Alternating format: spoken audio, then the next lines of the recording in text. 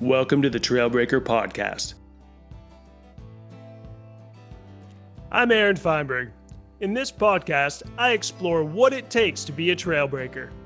Through intimate conversations with people carving new paths across the landscape of business, art, and sport, we dig in on how to excel across seemingly disparate endeavors. What drives people who manage to succeed multidimensionally? Is it how they think?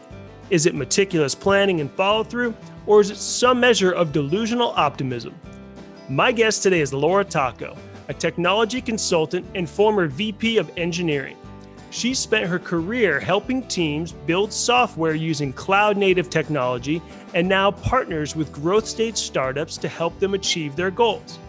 We talked about how she assembled her leadership Voltron, also known as her Strong Woman Squad, why it's important to know how to structure your thoughts and also plan backwards, and how when you stick out like a sore thumb, don't be afraid to stick out. Good morning, Laura, and thank you very much for joining the show today. Yeah, hey, Aaron, it's great to be here. Thanks for having me.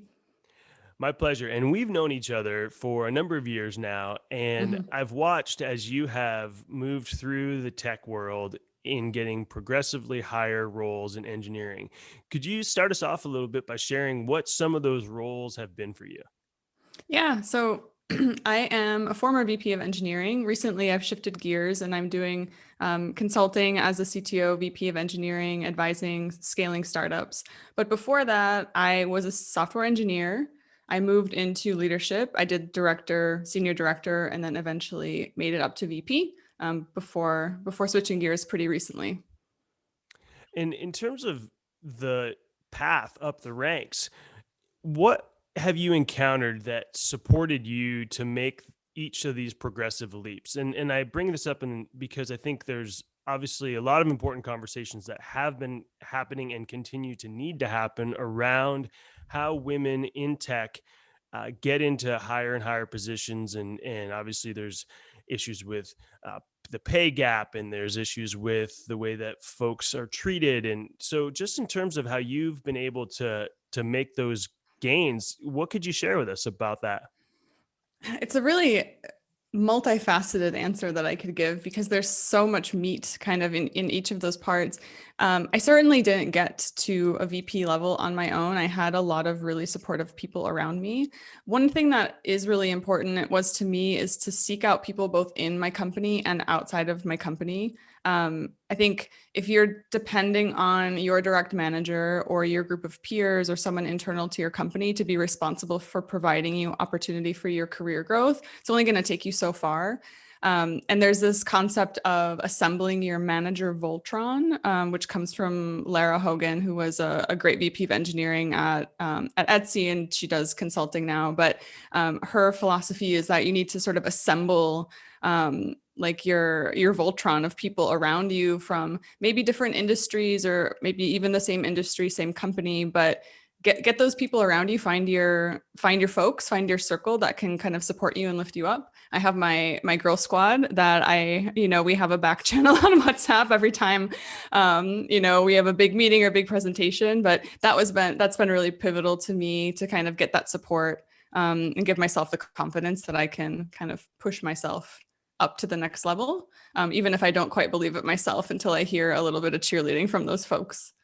Where'd you find the women who are on this girl squad? Obviously there's probably some folks you may have known organically, but then did you seek others out, or was it just some other process?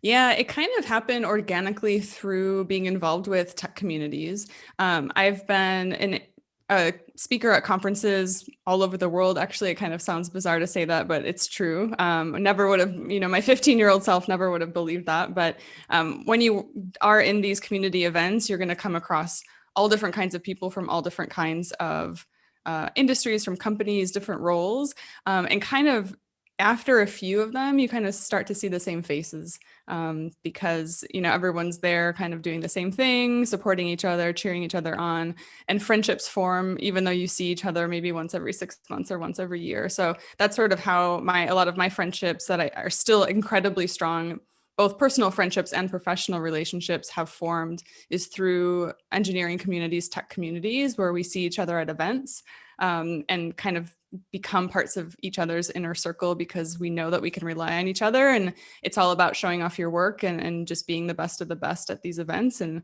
when I see someone doing something really excellent, I just want to bring them in and keep them close to me. And in terms of how you got to these events as a speaker, what was that process or path like? That was a lot of learning. I think public speaking is something that people just don't enjoy in general. But also something that, fortunately, even if you don't enjoy it or feel like you're not good at it, it is something that you can learn how to do really well.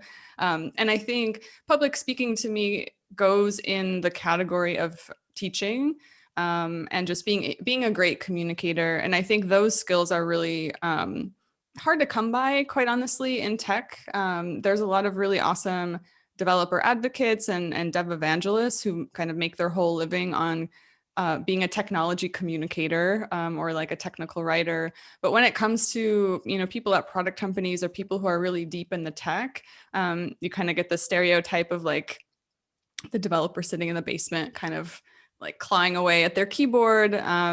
Unfortunately, that stereotype exists for a reason. So although I went through the ranks of like engineer into leadership, ultimately up to VP, before that, I have a lot of varied experience that kind of gave me a breadth of skills, one of them being public speaking and teaching, that allowed me to kind of latch onto it and use that to set myself apart. I would love to hear a little bit about that. I think what you were sharing about the Girl Squad and then getting yourself in front of folks in conferences and speaking events is super helpful. And I want to hear a little bit more about whatever tips, tricks, path forward that you had. But tell us a little bit about what your teaching background is all about. Yeah, I mean, the theme of this podcast is trail breaking, and I had a very straight path when I got into engineering and had that engineering title, and shot up to VP of engineering, now doing consulting.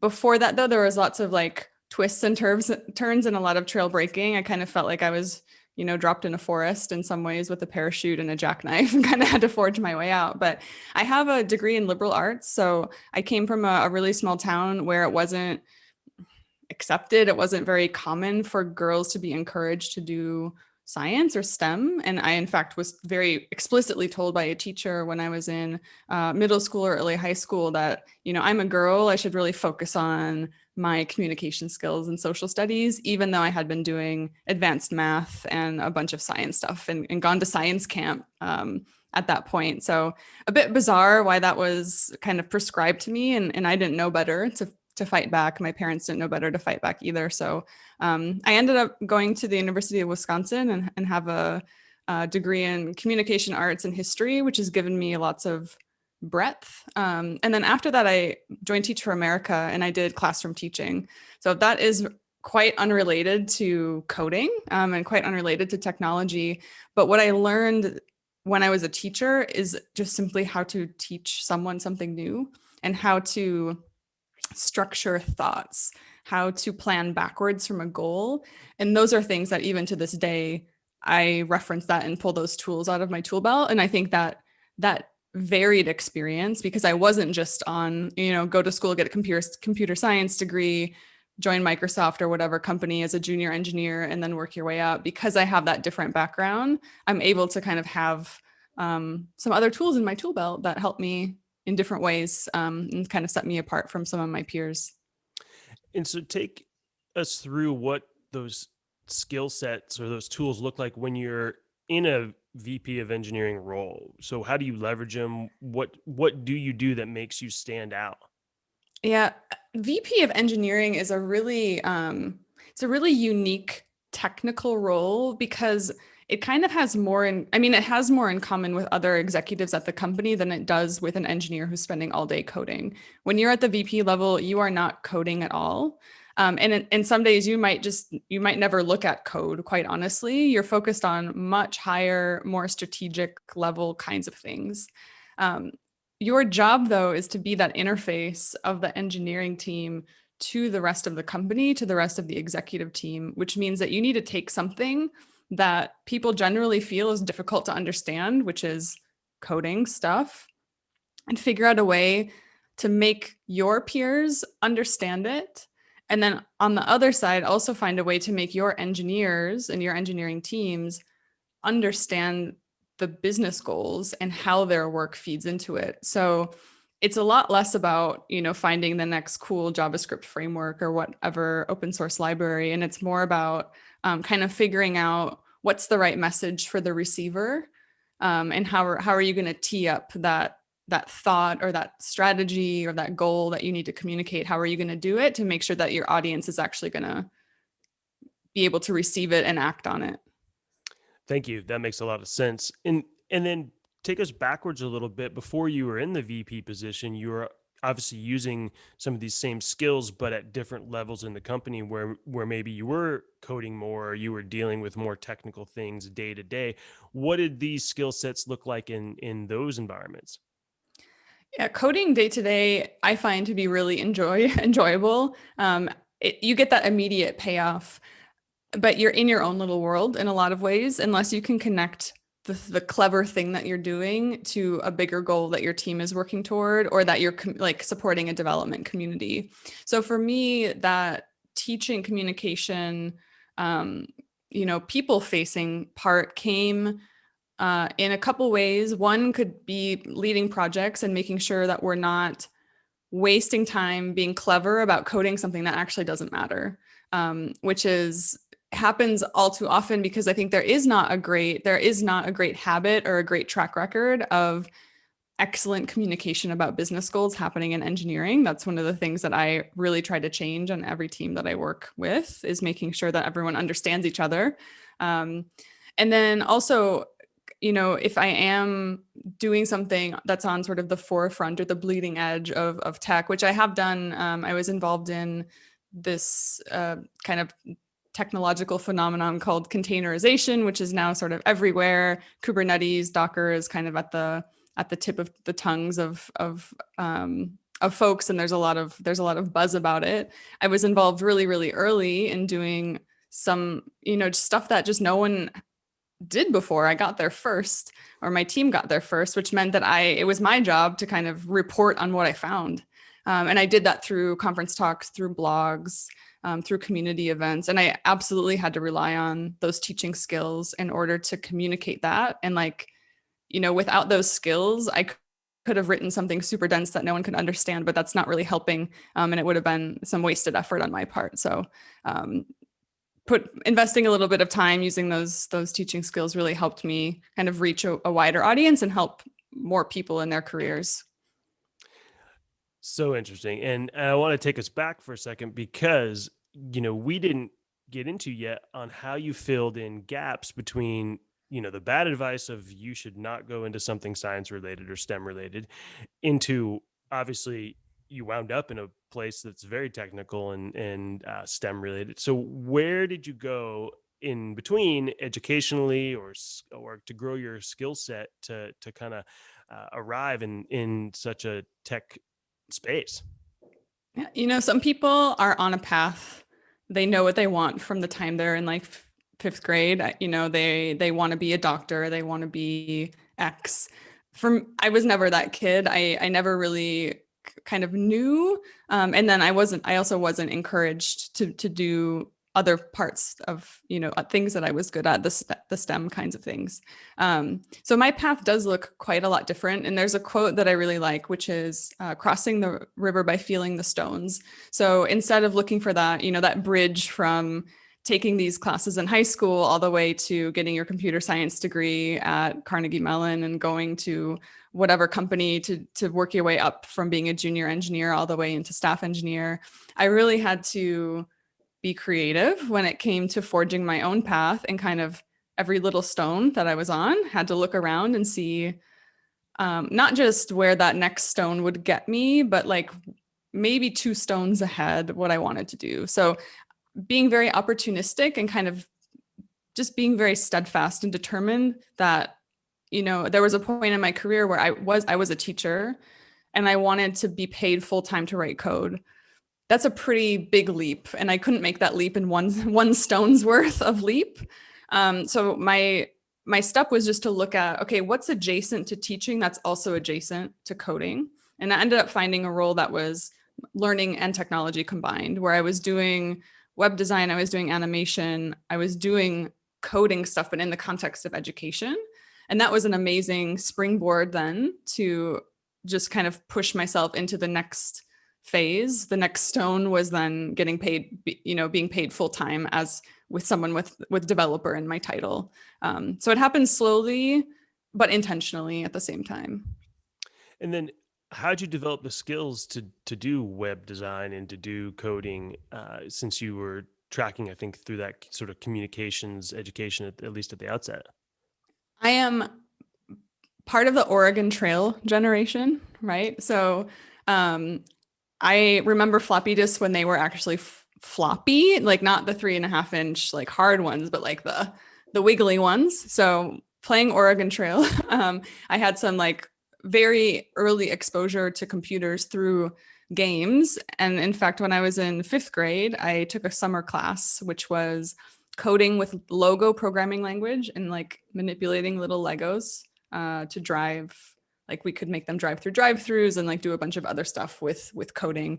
Not a very popular summer program for girls. So I was kind of like by myself, just like me at my like little nerd life there. But I was living like it was my best life summer of my 5th grade. So I had some very early exposure to coding.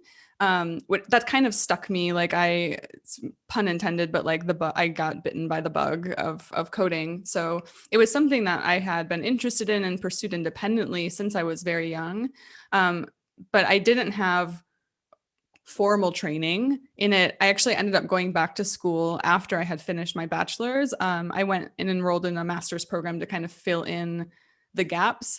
Self-taught programmers are oftentimes just as effective, very pragmatic, and can be really, really successful in their careers. For me, especially as a woman, I'm getting questioned about my credentials all the time. I just got sick of it. And I also, for my own self, I wanted to kind of know, like, what did I miss? Am I missing this huge thing that I don't know that I don't know? So I did go back to school for computer science to try to fill in those gaps, but it was definitely a mix of being a self-taught programmer and then going back to school eventually for computer science. That kind of, I get the best of both worlds now. I did both. The way you describe the stones and the going from that job outside of tech and then into tech, what did the stones look like once you were in a directorship and you wanted to move up to the next level? Tell us a little bit about how that sort of stone metaphor played out for you. Yeah. I'm, that stone metaphor is really kind of be an opportunist. And there's so much opportunity on an engineering team or within an engineering organization to do things that are highly visible to teams outside of engineering. So one example, especially if you're working in a corporate setting, is ensuring that the rest of your company is equipped and confident to talk about the product or feature that you just shipped. That has not a lot to do with the technical details of how that feature was built, but more about the why, more about the what, and like what you can do with it. And not just describing this feature does XYZ, but talking about, if the user is describing this problem to you, you can connect them with the solution. And those kinds of exchanges do require a lot of technical expertise. You're not talking about code, but you're talking in a very technically fluent way to people not in engineering. And if you can do that without being patronizing to people outside of engineering, you will go so far in your career because you are the kind of person that people want to partner with. And once you get to director level, really, if you're responsible for a team, your sphere of influence becomes not your engineering team, but all of this world of peers around you who are also responsible for their own teams, other departments, and you need to get in with those peers and figure out what they need from you to be successful the more you can make your peers successful, the more success that will come to you. So it is really about being a leader in service to others. And that is kind of the philosophy that I've taken with me. Both like do the thing that no one else wants to do, because that's what you're probably going to be remembered for. And then just make other people around you look good. When you do that, you're going to look good by default, aside from the fact that it's just the right thing to do. And the way you describe things I think fits very nicely with the theme of this whole podcast, which is very much, figure out your path, be brave enough to take the steps, go the directions where no one else is going or where you feel compelled to go. And there's a positivity, there's an optimism around it, and there's also these real issues that we talked about at the start of the podcast around the inequities and the lack of representation at the higher levels in tech, or any level in tech. Mm-hmm. In terms of how you've navigated some of that, some of the less savory experiences, what would you pass on to either other women in tech or other men or anybody who cares about making some change in the direction of what is more fair and right? What would you say you've done that you would think would be interesting for people to either hear about or replicate? It's not always the easiest advice to follow. And I sometimes have trouble following it myself, but there is, when you stick out like a sore thumb anywhere, in my case, it's like when someone says VP of engineering or technology leader, like I am not what they think of, probably. I'm probably not even in the top 5 of like, draw that person for me. I'm not cracking the top 5. So, for me, there's only so much assimilation that I can do into my peer group, because just when I show up, I stick out. The advice that I would give is don't be afraid to stick out. And in fact, it is often your differences, your different background, your different perspective, different training opportunities, educational opportunities, work experience, cross-functional skills like teaching. It's those differences that are going to make you, that's your superpower. That is what is going to give you that edge over someone who might have followed the path that's well beaten down and just, go from A to B to C because that's what everyone does. Great. There's great leaders that come through paths like that. But, that problem solving, scrappiness, grittiness, pragmatism often comes from being the outlier, being the person that sticks out like a sore thumb. So instead of pushing it away and trying to minimize it, just embrace it and champion it as the thing that makes you different, and different in a good way from your peers. Excellent. I think that's super important for people to hear, is to sort of lean in to, there's this analogy that somebody shared with me around, when there's conflict or when there's friction or when there's a fight, right? The easiest thing to do is to pull away from it and retreat. And that's when you actually get hit with the biggest power of the punch, right? Because the person or the situation can really wind up. When you get closer to it, when you get the ability to wrap it up and give it a hug, or to look it in the eyes and connect with it, and to stand your ground, I think that it takes a lot of the power away. It helps you reframe.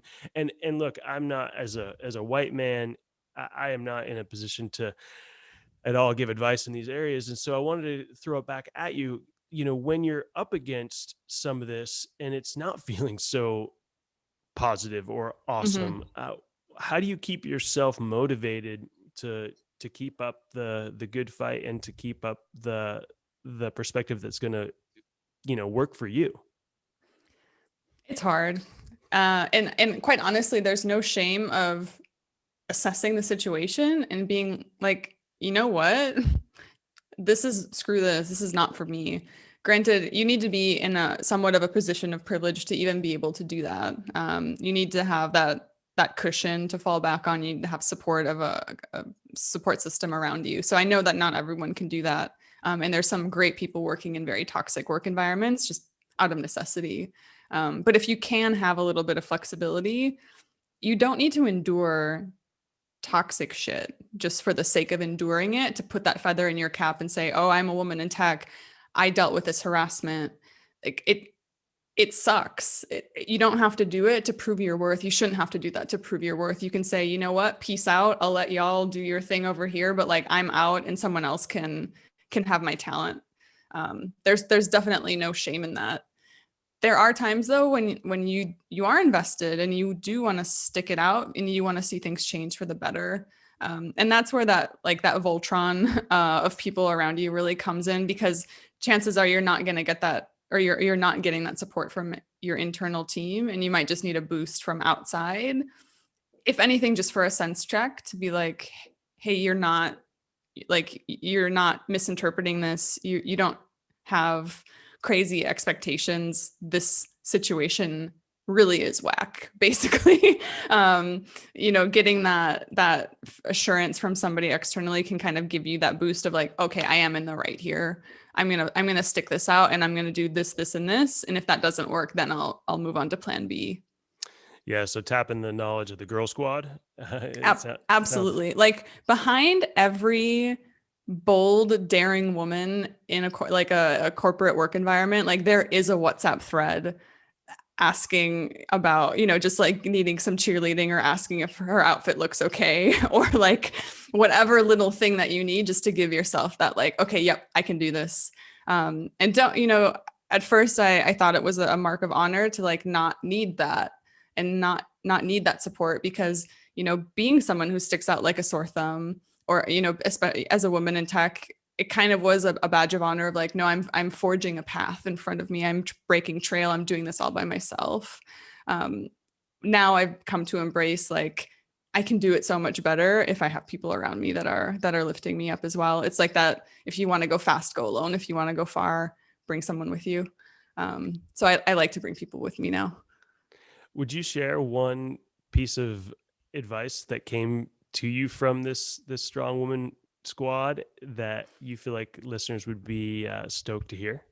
Oh, there's so many. I think one thing that just always sticks out, and we tell it to each other all the time, is like, no one is paying as much attention as you think. So if there's something that's gonna rock your confidence of like, oh, I didn't get enough sleep, or like, am I talking too fast because I had too much coffee, or something, like all these little things that you can be so self-critical, chances are no one else notices them. So that's great. And then on the other hand, the other piece of advice and other just like thing to be reaffirmed is like no one else knows what they're doing. Everyone else is failing and trying again. Everyone else is just doing their best as well. Even when you get to top tier exec level at big companies. And I don't think that's, some people might say like, oh, that's controversial, or I'm smack talking accomplished executives. I think they would also be the first to admit that they experiment, they try new things, they fail. I mean, that's what sets them apart, is like knowing where to place those bets and having that flexible and adaptable mindset. So if I'm ever failing at something, I just get reminded from my girl squad that like, that's part of the process. And that means the process is working. So we can celebrate each other's successes. We do that. But also when something doesn't go as well, like that's a new data point. And the next time I try it, I have that data point and I'm not going to make the same mistake again. And that's also worth something. You said something just a bit ago that I think is important to dig into a little bit. And it's like this balance between, owning your individuality and the superpowers that make you unique. And then also how you elevate other people and how you make them look good without diminishing yourself, and that there's this balance, or that there's room for both of those things to exist underneath one, in one brain. So I don't know if you can share it all about how you kind of toggle between them, or how you read those situations in the moment, or if there's any secret sauce that folks would, be interested in hearing. I think the abundance mindset has been really important. And it's something that, so I grew up from in a very working class family. I'm a first generation college student. My family was by no means well off when I was a kid. I had lots of very hungry days when I was in college, where like quite honestly didn't have food or didn't know, where I was going to eat next, because I was really living on a very, very tight budget. And when you're in that environment for so long, you definitely develop this scarcity mindset where if you find a resource, you have to latch onto it, and just with your claws around it. You just do not want anyone else to take that away from you.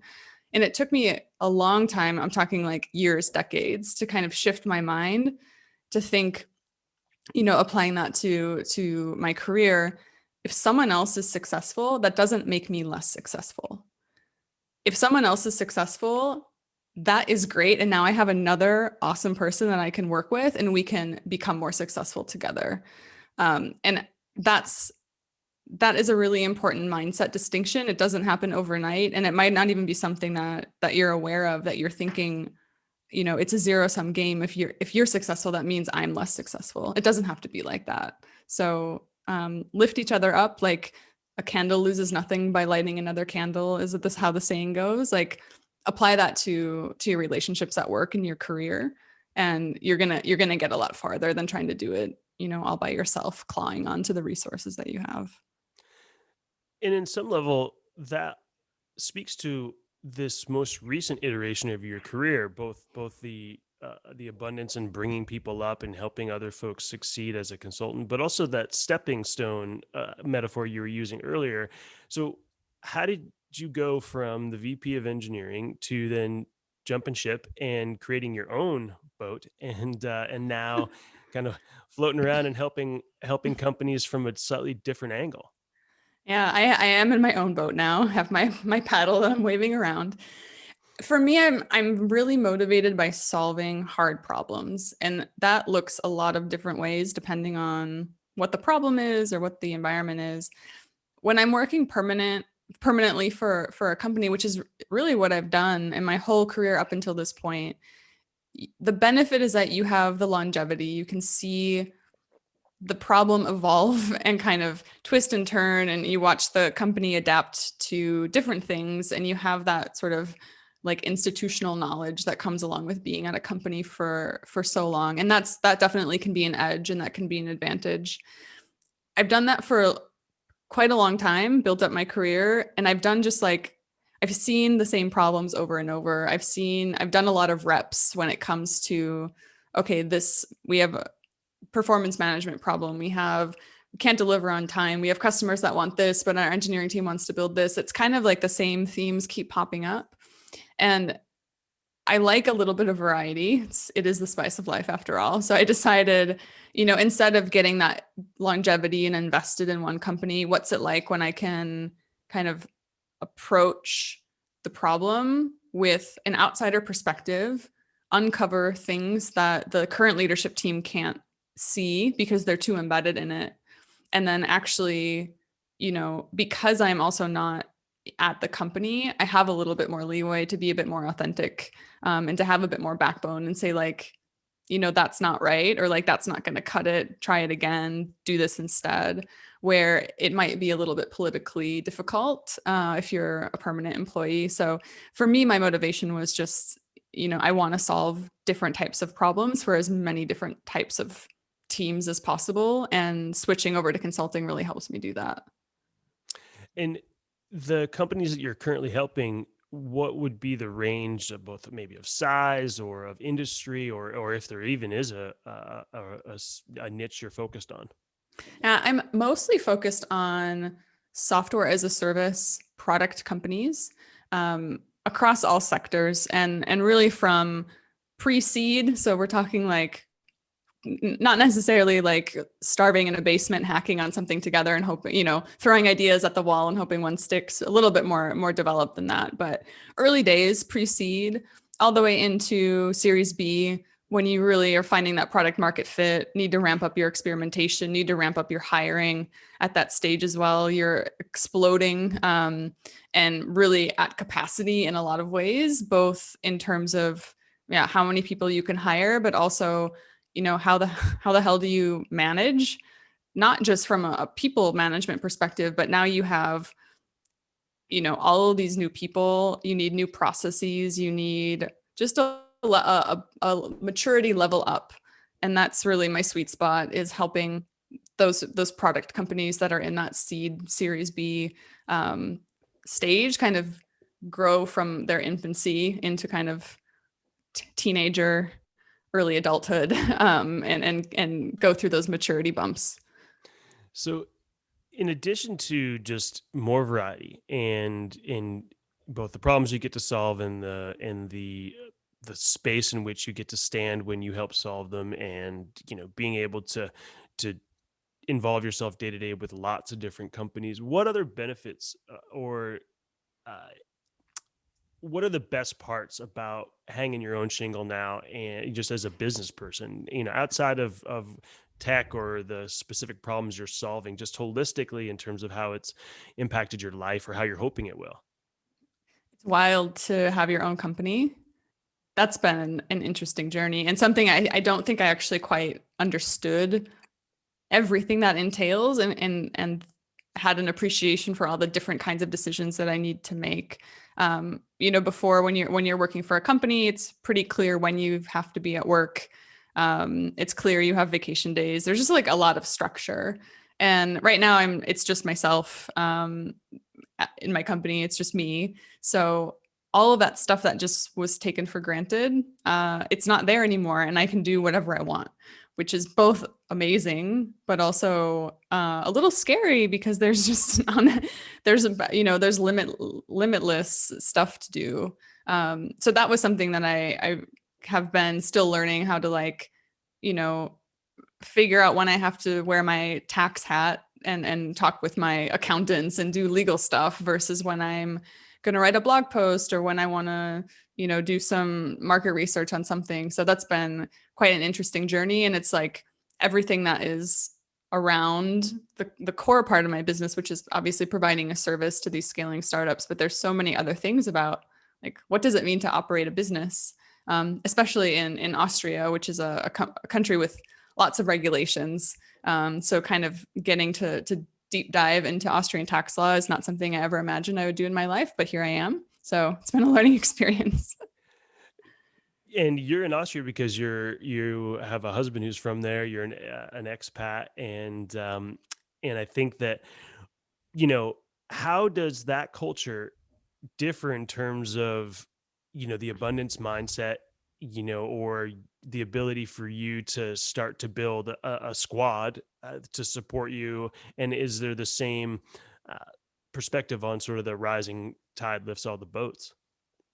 Yeah, Austrian culture is definitely different than American culture. And I think one of the things that we've talked about how I stick out like a sore thumb in the context of my career, but it penetrates into my personal life as well. I speak German fluently. I have for many years. I'm married to an Austrian, have Austrian family, so I can blend in pretty well here. But at the end of the day, a lot of what I do professionally and a lot of my personal connections are still very rooted in English speaking culture, particularly lots of ties to America, just because I work in tech. So it's a little strange, because I operate in, I would say, more of a British or American way in terms of my expectations of myself as a consultant, and the clients that I work with as well are mostly in English speaking world, which is very different from Austrian working culture, which is very regimented, 6 weeks of vacation, all your public holidays. It's not uncommon just to like peace out for 2 or 3 weeks in the summer and go on vacation. Hold on one second, Laura. It sounds like our audio got a little bit wonky. Ah, bummer. Oh, there you go. That's better. Okay. I'm not sure. Maybe it was just a glitch in our connection across the Yeah. pond, but that sounds a little bit better. Yeah, it's a part, again, very timely of talking, like, when we work together, have chats, Aaron, we're spanning 9 time zones and have to deal with spotty internet connections, which makes everything a little bit more difficult. So that's definitely something that's top of mind for me as a consultant, being in Austria and working with American clients. Just to close my thought up about the cultural differences, everything is very regimented here. There's the joke of an American gets surgery and has their away message of like, I'm away for kidney surgery, but I can be reached on my mobile anytime, versus the European vacation responder, which is like, I'm camping for 3 weeks. I'll see you next month. That's sometimes hard to reconcile, because the expectations that my family has for me, my Austrian family, versus then when I describe it to my American family, I just get very different reactions of what I'm doing, based on sort of the cultural expectations, which is, it's interesting, can be difficult to navigate at some point. Yes, and yes, families, families, and blended families or extended families, culture, new business. You've got lots of people to try to find the balance with, including a beautiful young child that you have. And so, as a mom and a business person, just give us a little sense of how that has shifted your world. Yeah, that's I really enjoy consulting and having my own business, both as a mother of a daughter. Granted, she's like a tiny baby who's just worried about drinking milk and, maybe playing with a toy. She doesn't understand any of it yet, but for me, I wanna show her that you can be a business owner. You can be very successful in your career, and you have the choice. You can do what you want. If you want to stay at home and be a mom full time, that's great. For me, that's not the choice that makes sense, or the choice that I want. So I'm going to do something else.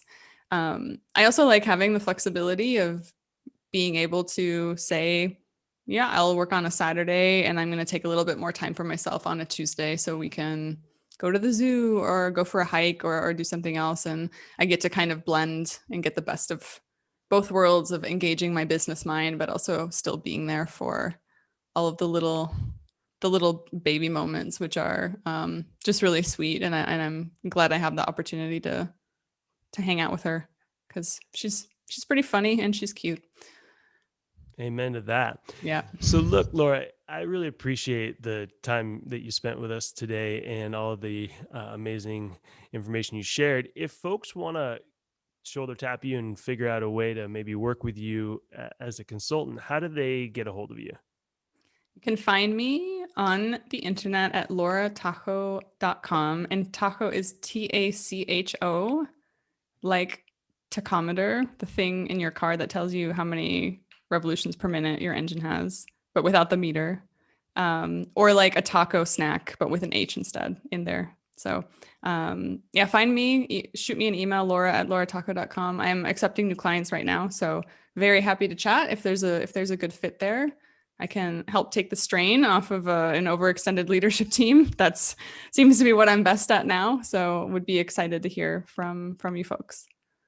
Amazing. So again, all the best through the rest of the summer, and I thank you so much for the time you spent today.